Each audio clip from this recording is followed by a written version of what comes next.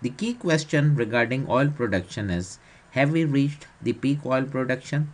This theory, also known as peak oil, was first expounded by Dr. King Hubbard. In his Hubbard curve, he elaborated that the oil production was like a bell curve.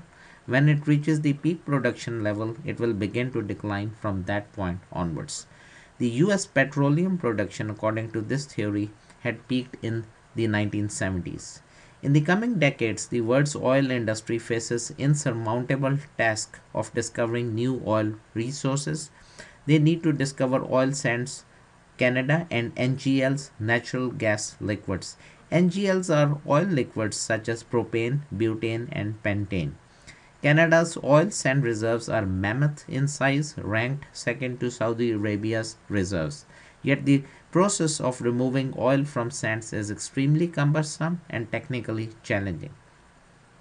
The world needs to find more wells and new oil fields to keep production of oil steady at 2008 level. While exploration efforts have been stagnant for a while, the IEA predicts that 93% of the overall increase in energy demand will be driven by China and India. IEA also estimates that about 20 million barrels per day of additional production will be required over the next 2 decades. Astonishingly, the six major publicly oil traded companies of the world will run out of their reserves in the next 10 to 15 years. Surprising news is that China has emerged as the biggest manufacturer of autos, which will put additional strain on oil consumption. The new fields being discovered are situated in the most difficult and risky geographical areas of the world. One striking example is the group of three Brazilian oil fields situated under the seabed of the Brazilian shore.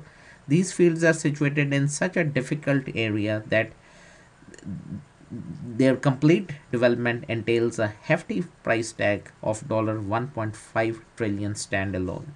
The profit margin that refiners make in upgrading crude oil to products such as gasoline is known as crack spread. It has been shrinking consistently since 1998. If oil prices decline, laggard refiners, in particular big companies like ExxonMobil, will act as a buffer on stock prices.